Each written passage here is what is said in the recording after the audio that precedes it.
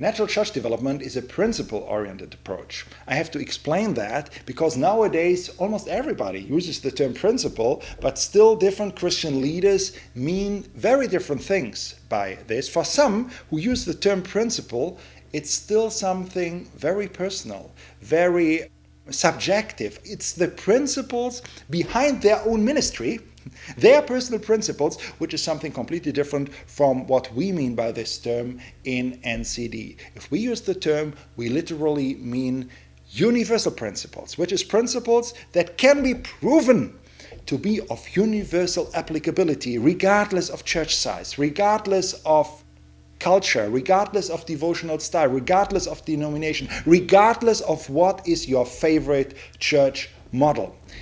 Principles apply to your life and to the life of your church, whether you know them or not, whether you like them or not, whether you utilize them or not. Even if you should decide to reject those principles, you cannot stop them to influence your life. So for that reason, you really cannot be against a principle-oriented approach. I hear it every now and again that people tell me in a conference, but I am against that. I am against natural church development. Whenever that happens, I ask this person to come forward onto the platform, because for me that's a game then to illustrate something that you cannot be against universal principles. And then I say, okay, I've just learned that you are against natural church development.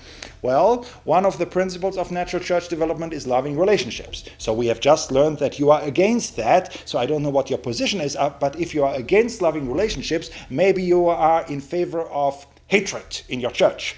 Well, I say, as a church consultant, my job is not to push you into a direction that I have in my mind, but I simply want to help you to achieve your goals. If your goal is to facilitate hatred in your church, I'm willing to help you to get there. I have a lot of ideas, how to develop that in your church.